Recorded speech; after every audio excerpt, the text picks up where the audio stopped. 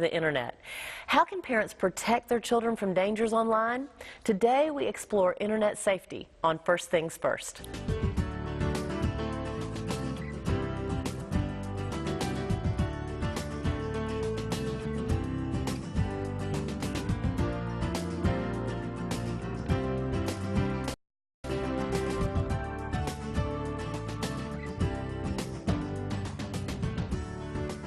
Hi, I'm Julie Baumgardner. Welcome to First Things First. Social media networks like Facebook, Instagram, Twitter make connecting with new people a favorite pastime, especially for tweens and teens. But some of these new friends could be predators looking for your child.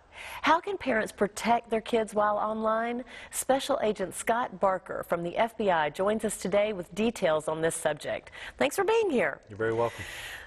We don't have all day. I understand. So we're going to try and really condense this because I know you could talk for hours on this topic. Yes, ma'am. But let's roll out with what's the hottest, newest thing that you're seeing trending that parents ought to know about? Social media, of course, and of course Facebook is the big one that everyone knows about. And when you're talking about Facebook, you're talking about roughly 1.2 billion users worldwide.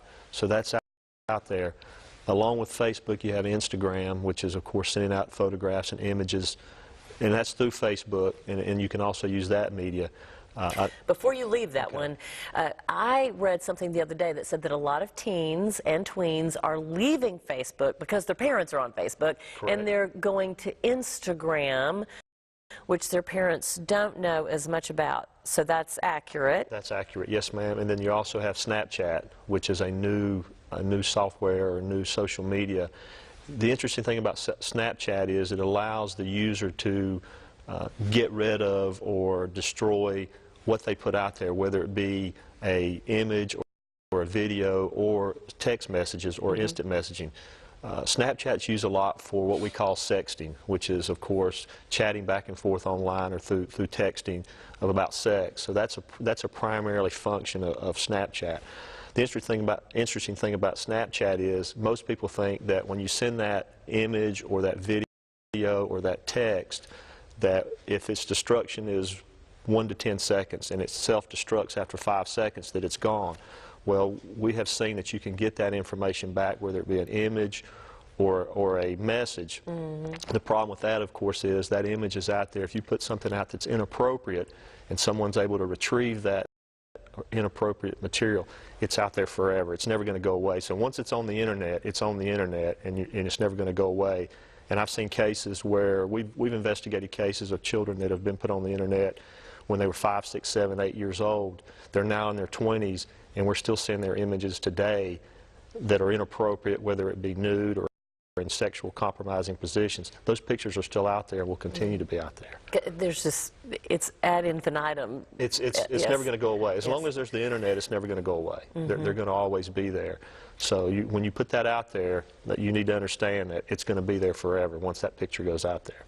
I had a parent ask me the other day about Ask.fm. Do you know about that? Yes, ma'am. Ask.fm is a anonymous question and answer software or application that can be used on your cell phone, smartphone, or on the internet. It allows the user to go on there and ask anonymous questions, and it's primarily used by teens and preteens. And the purpose of it a lot of times is to ask questions about sex. And again, they think that's anonymous. They think no one knows that they're doing it. They think that it's going away, but there's always ways to find out who's doing it. There's always ways to find out who's asking the question. There's always ways to find out who's answering that question. So anytime someone tells you it's anonymous, it's never really anonymous. Don't believe it. No, never on the internet. It's never anonymous on the internet. How much do you think this whole, I just have parents who say to me, no, not my child, or this whole thing is blown big time out of proportion about people stalking our kids on the internet. How would you respond to that? There's always a risk. With anything that has good in it with the internet, there's always bad, so there's always that risk. And it's an avenue that predators use to stalk teens and preteens. Parents get a false sense of security when they're talking about the internet because, one, they think it's anonymous. Two, they think because their child's in their home surrounded by those four walls, that they're secure in that setting and that no one can get to them. And what you find is roughly 1 in 3 kids are exposed to inappropriate material. And from my standpoint, that's child pornography. Of those, you have probably 1 in 5 children that receive some type of sexual solicitation. The interesting thing about that is 97% roughly are from strangers. Of that, over 70% of those solicitations are while the child's in the home. And we found that of the ones that are sexually solicited, roughly 1 in 25 are actually meet someone offline, or attempts are made to meet that person offline. You know, it reminds me of when our children are little. Most of us as parents are vigilant about teaching stranger danger. If don't ever get into a car with somebody you don't know. At the mall, this is how you conduct yourself. And yet what you're saying to me right now is that we are not being vigilant about stranger danger with our tweens and teens. Yes, ma'am. And I use that analogy a lot when I'm giving presentations, and I'll particularly ask kids, for one of the first things your parents tell you when you go to the mall, don't talk, they always answer, don't talk to strangers. The next question is, why do you talk to strangers online when someone sends you an instant message from you know, that you don't know that person, and you automatically answer and start chatting? Why do you do that? And again, their answer is, because normally I'm in my house, my door's closed, the front door's locked, and mom and dad are in the next room. So how can they get to me? Yeah. So they don't understand that just because they're on the internet and just because they're in their home, there's not a danger out there of a sexual predator or being exposed to inappropriate material. Can you tell us what percentage of young people are exposed to the inappropriate material? We see, if you're talking about teens on the internet, you're talking hundreds of millions of users. What we found is over 80% of teens between 13 and 17 use some type of social media. So if you take that 80% of your teens, we say about 1 in 3 are exposed to inappropriate material, which is a lot.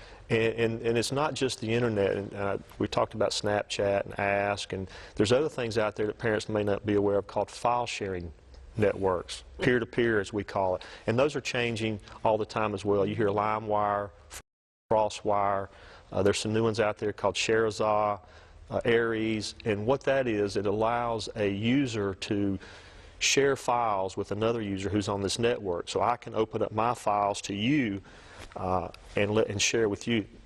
Two problems with that. One is I'm downloading something from you that I may not know what I'm downloading, i.e. a virus, which could cause me to lose personal information or destroy my computer. The other thing is this is an avenue that child pornographers use to trade and distribute child pornography. So for example, I can trade images or videos on peer-to-peer software. So all I have to do is go in and put a search term in. For example, I may put in a 10-year-old girl.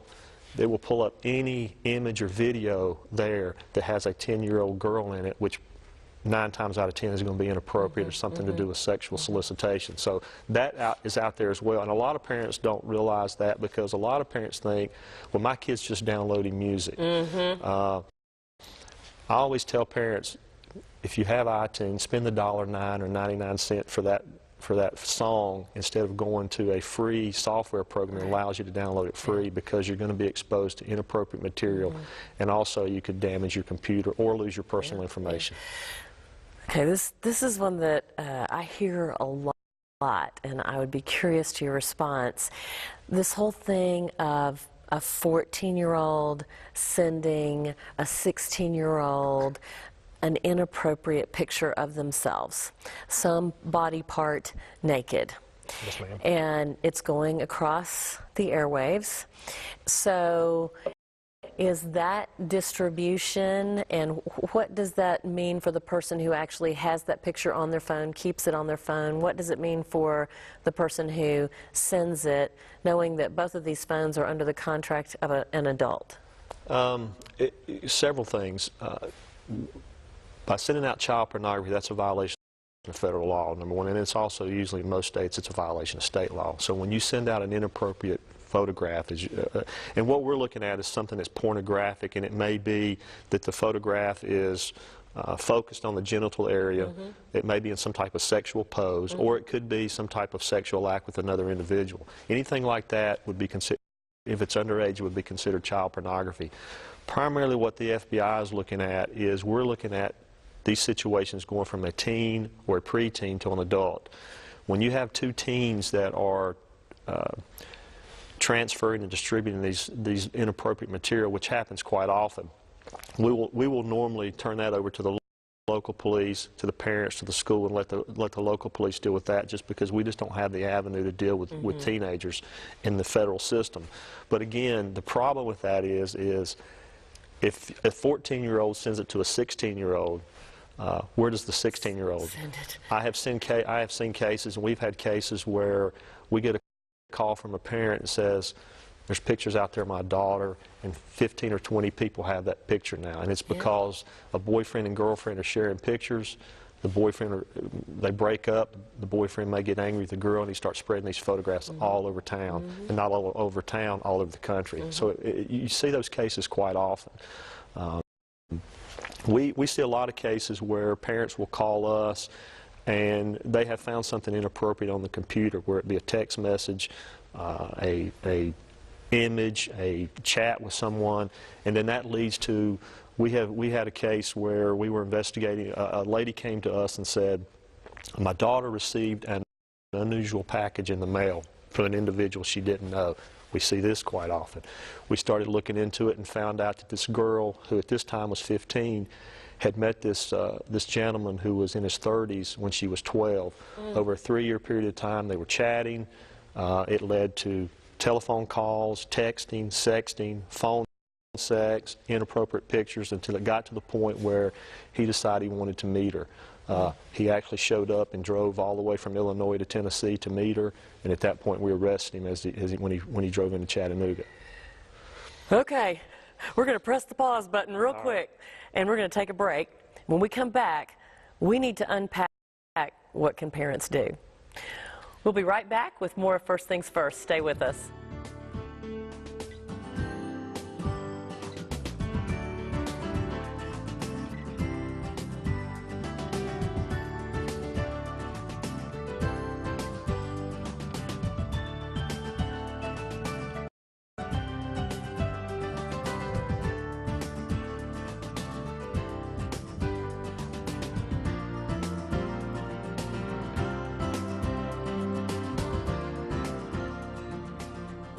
Welcome back. We continue our discussion on internet safety with Special Agent Scott Barker from the FBI. Okay, you just made us all stop breathing as you shared that story. I will say, though, that I've been in discussions with parents who say, yes, but that kind of thing, that's just the exception to the rule. That's not the rule, and people are just trying to scare us. Could you respond to that?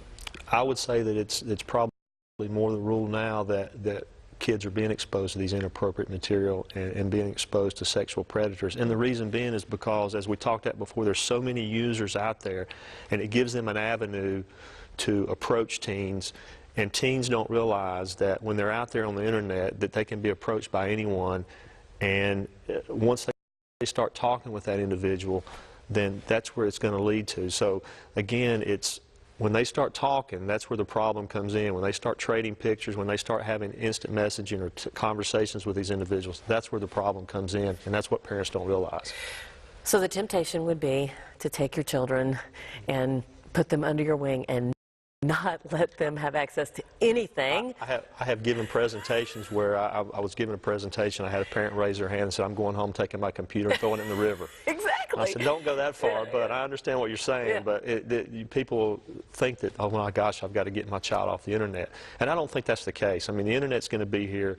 It's a product that we use. It's a product that children use for school a lot. And it can be good. It's very good. There's a lot of good on it. Yes. With everything that's good, there's bad. And I think parents need to understand that they need to set ground rules for their kids, but they also need to discuss with the kids the dangers that are on the internet. Don't be afraid to say, here's what's out there, here's what you could be exposed to, and if you get exposed to that, you need to let us know that you're exposed to that. Don't be afraid to come to me and say, hey, Mom or Dad, somebody sent me this message, or hey, Mom and Dad, somebody sent me this picture. Or even worse, don't be afraid to come to the parent and say, Mom, I did something inappropriate, and here's what I did, and I need to tell you about it. Because there's stories out there of kids who have been solicited for photographs, and then they've turned around and sent photographs, and then the person will come back and blackmail that individual and say, if you don't send me this, I'm going to tell your parents, I'm going to tell your friends, I'm going to send this to your school. And a lot of times the kids will continue to make those inappropriate photographs because they're afraid that someone's going to find out about it. So even being very specific in like giving an example like that so that a young person would see. I think they, again, as they always have thought, teens think, I'm invincible, I'm smart.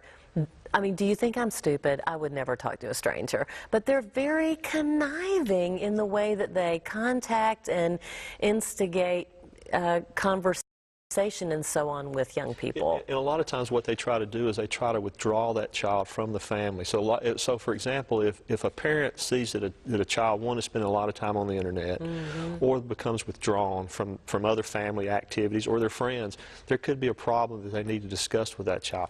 Don't be afraid to sit that child down and say, what's the problem? Have you been exposed to something? Is there something going on? Because those things are out there, and you will see that, because what happens with these people that are grooming these teens is they may say, for example, a lot of times the child will use that predator as a tool to talk about their family. That predator will come back and say, hey, I understand how you feel. Your parents don't understand you. I do. You can talk to me. I'm your friend. They're not.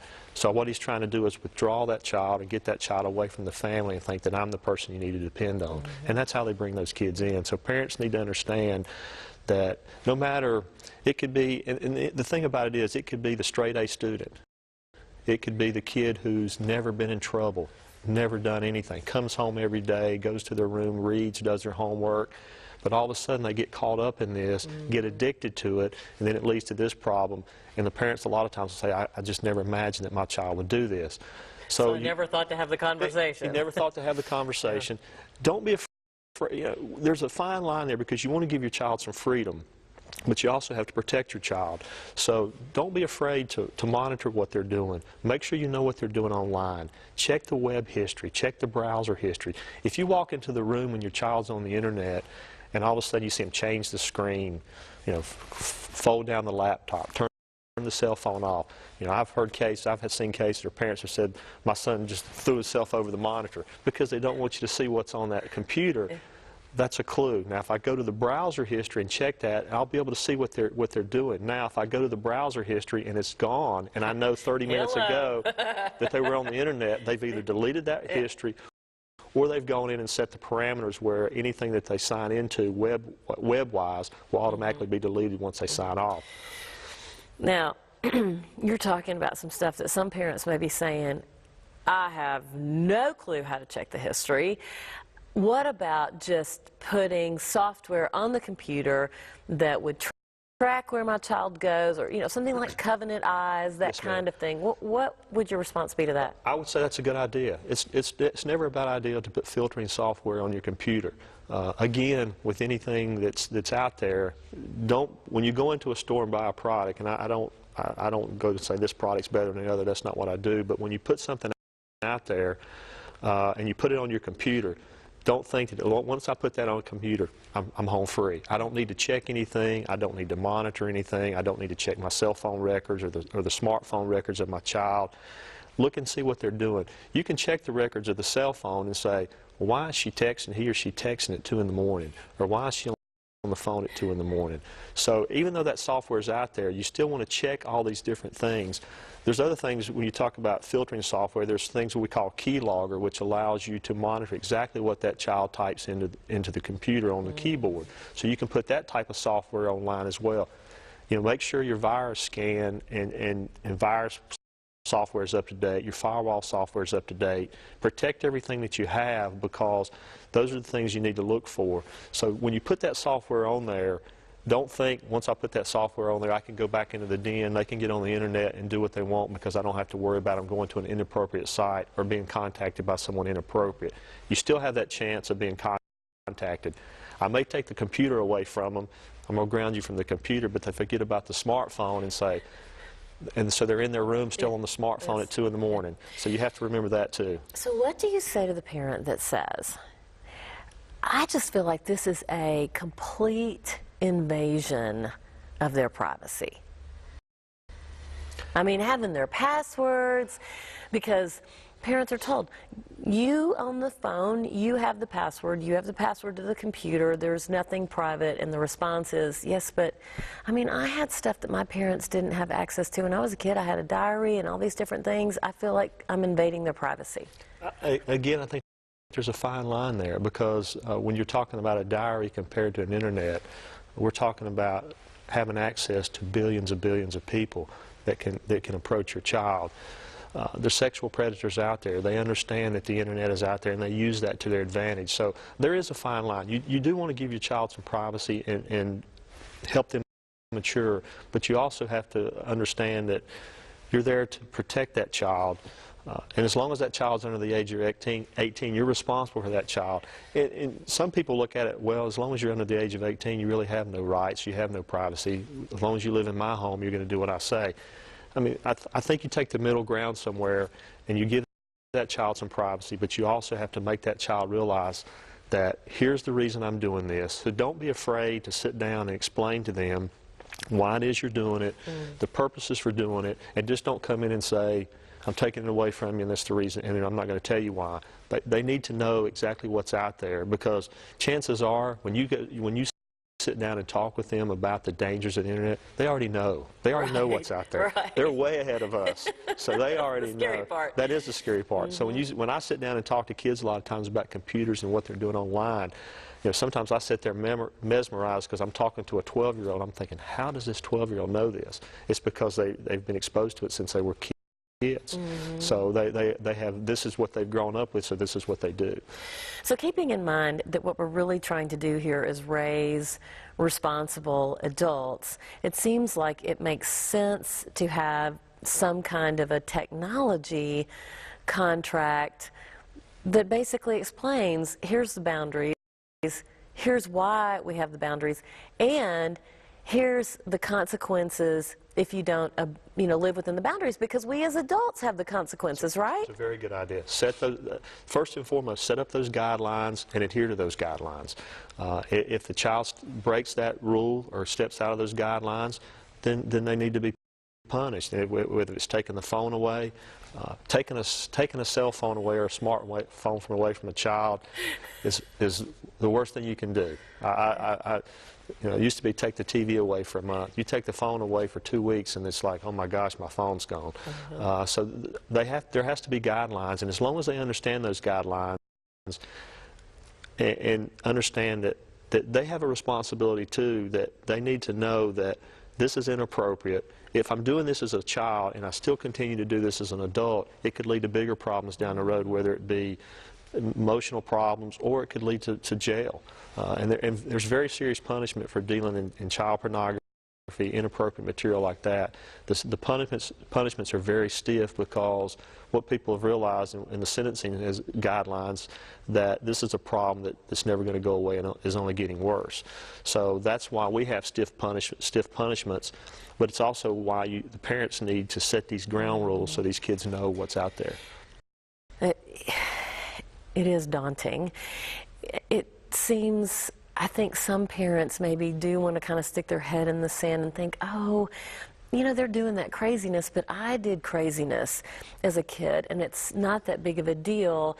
Perhaps not realizing how highly addictive pornography is, or this whole grooming process that appears so innocent. So really, parents need to see that this whole sexting thing, you think it may be somewhat not that big of a deal, but it's truly a huge deal.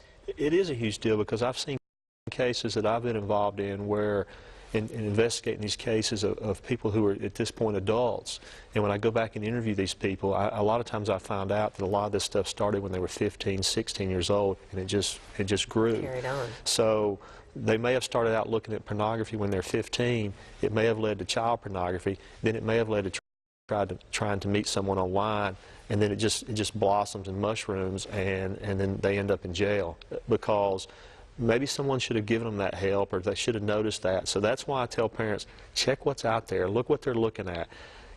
If they're looking at pornography, and don't brush it off, say, oh, it's a boy being curious. Sit down with them and discuss with them what the dangers are of looking at that, how you can become addicted to it, and what problems it could lead to down the line when you become an adult. So they need to understand that those dangers are out there. So regardless of whether you understand technology or not, you are saying to parents, you cannot be asleep at the wheel. You cannot. And you have to, a lot of us, I didn't grow up in the computer age. So take a class, read a book, go online and learn about the internet. There's things out there that you can learn about these softwares and these applications. Of course, the problem is they're changing every day. There's a new one. Right. 3 go away today, 2 more added tomorrow. So it's always changing for us. So we have to stay on top of it, and parents have to stay on top of it and know what's out there. Know what's on their cell phone. Look at their cell phone and know the applications that are out there. If you don't know what it does, research it and find out what that application does. I hate to stop this conversation because it is so incredibly helpful. Thank you for being with us today. You're very welcome. Our children spend a significant portion of their lives on the internet, and that's why parents have to pay close attention to their children's online activities. Put safeguards in place, mainly you, to protect your kids while they're online. It could very well save their lives. To learn more about today's topic, visit our website, firstthings.org. Until next time, I'm Julie Baumgartner.